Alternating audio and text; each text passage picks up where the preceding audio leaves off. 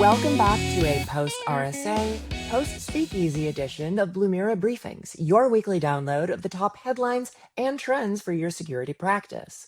This week, the FCC is putting Chinese routers on the no-fly list. A spyware vendor claims that it cracked iOS 18, and don't worry, they gave it a brand name.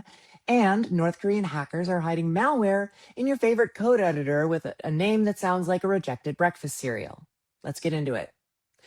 So the FCC just announced a ban on new imports of Chinese manufactured network routers effective this year.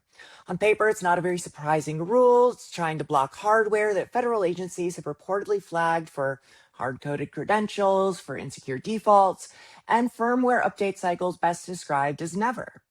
The move makes strategic sense, but the problem is there's no guidance on the millions of these devices that are already installed in small businesses and homes across the country. It's a really big policy swing with very little plan for the installed base. So, Mike, what does this actually look like for organizations that already have some of this hardware in their environment? And what should MSPs be telling their clients right now? So, the FCC has decided to ban routers that were manufactured outside the United States. This one's kind of wild, you know. Some people may remember there was actually a government program to classify IoT and router devices for safety for a while.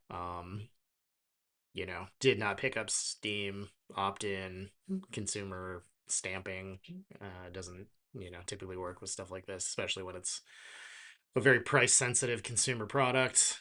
So it seems as though they've decided to just ban all, uh, foreign made routers in the US. And you might be asking yourself, what about U.S. companies that manufacture their routers externally, right, in other countries, which is probably most, if not all of them? Apparently there is a waiver process that you can get from the Homeland Security Department or Department of Defense, depending on who you are and what you do. But based on all the language I've seen, this is very focused on we will let you do this for a period of time until you can create them in the U.S. and manufacture your own routers. Uh, you know, not not a crazy thing. Router chips are not very high tech. They're not state of the art. It's very like commoditized at this point. The hardware on these things, they're all running very old chips unless they're doing crazy, crazy, crazy amounts of bandwidth. But those ones, even those chips, like it's not insane hardware at this point. So we'll see how it goes. People might start making routers in the US. They might not. They might not listen. Might be waivers forever. Who knows? We'll find out. But I would definitely anticipate the days of like a very cheap consumer grade router that only lasts for 2 years and then your Wi-Fi signal stops working because radios aren't strong enough anymore or whatever, right? Like they don't get updates. Who knows? I would expect that to be a thing of the past.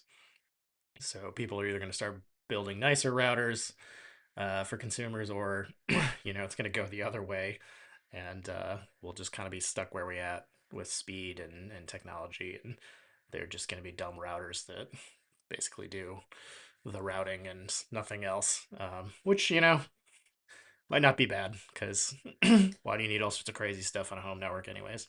So unless you want that, and then if that's the case, build your own because it's really not that hard, and plenty of hardware or old PCs you can use with multiple multiple network interfaces. You can do this. It's not terrible. So TBD, I guess we'll see. Either it'll get more expensive or we'll get crappier routers. That's probably what's going to happen. Leaked documents from commercial spyware vendor Darksword claim they have a working exploit for Apple's iOS 18. The details are thin, but the claim alone is worth paying attention to, since commercial spyware vendors usually don't let those sorts of things leak about their capabilities unless something went sideways internally. If it's real, we would be talking about full device compromise. That could include encrypted messages, stored credentials, location data, a whole enchilada. And the sad thing is, most MDM tools aren't well suited to catch this kind of silent installation. So how quickly do these claims usually turn into confirmed threats, and what should security teams be telling their mobile users in the meantime? Here we go. We got another iOS exploit kit. It's kind of wild. This is, you know, two nation state exploit kits released pretty close to each other. Released, I guess, is the strong word. Found in the wild. So probably has been out for a while, been used, got picked up by a threat actor, and now is being circled around the internet, used in all sorts of different places. This one is a little different in that it's very easy to use, has like full chain capacity, and people have been seen trying to use it for crypto mining, like exploits, all sorts of stuff. But I would expect every team to be putting this in their toolkit. In it's very easy to set up. It's missing a handful of pieces, but it's the kind of pieces that probably already exist for most threat actors, and nation state level exploits for free, basically. So if you're running iOS, we have two very bad exploit kits out. I would definitely update. Tell your family, tell your friends, tell your coworkers to update their iOS, get on the latest, get patched. That's what you need to do. Thanks again, Mike.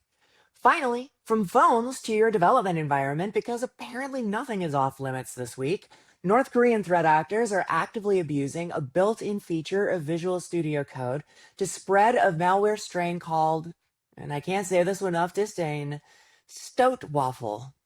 Here's how it works. They share compromised project files with developers through social engineering, and then the moment that workspace is open, VS Code's auto-run feature kicks in and silently executes the payload. It doesn't require any clicks, and it's a Trojan that lives right inside the IDE, which can get authentication tokens, source code, and even access to your corporate network. This is actually confirmed as exploited, so this is not theoretical research. So Ian, what can developers do right now to lock down their VS Code set up against this kind of attack? As you said, this StoatWaffle is both stealthy and effective, used for credential harvesting, remote access Trojans, and persistence on a system. Instead of relying on users downloading and executing specific scripts, all they have to do is download and trust a specific project from that repo that was designated with the malware. Once open, the malware installs a node.js file via autotask on the system and then begins to communicate with the command and control server to then download and execute more tasks. The credential stealing is both from Chromium browsers, so Chrome, as well as Edge and Firefox, not to mention browser extension stealing as well. Depending on the browser extensions you're using, they can hold a lot of other information too as well, outside of just credentials that may be in the browser. This also will grab iCloud keychain credentials if this is executed or synced on a Mac host as well. The way this is getting through is a lot of users are entering into interview rounds with specific companies. Part of that interview process is a tech screen. So the candidate is requested to go out to a repo, download said repo, and then run on the host that they're using. There's also reports of this being used in phishing or spear phishing campaigns via social media. These users are contacted, asked to test or to use some kind of repo, and then it begins to run on their machine. Where we back into with this when we talk about credential stealing is if we're following the current NIST guidelines for credentials, no longer are those credentials supposed to be rotated on a regular basis. Instead, those credentials are saved and used until they're known to be compromised. But if an attacker were to grab specific information from a browser or from those credentials, they may sit on them until they want to use them and they're ready to use them. If you never are rotating your credentials anymore, but using those strong passwords or passphrases, then there's no way to know they've been compromised until maybe it's too late. Some things you can do to prevent this from happening: don't download or use repos from unknown sources or unknown developers. Additionally, VS Code was updated in both January and February of 2026 to try to address attacks like this, where there's additional prompts and additional messaging when the auto task starts to kick off in VS Code. So if something is downloaded from a repo that you're not familiar with, you will be prompted, assuming you were using this updated version of VS Code. You can also be wary of the browser extensions that you're adding to your browsers. Don't use browser extensions that you're not familiar with. Additionally, you should not be granting browser extensions more permissions than they really need, just based on the kind of information that is stored and can be taken from these browser extensions. So, in recap, a router ban with no recall plan, a spyware claim with no public proof, and a malware strain with a name that nobody can say with a straight face, or at least I can't. As always, we'd love to hear your thoughts and questions in the comments. I'll be back next week with more updates. Until then, stay safe out there.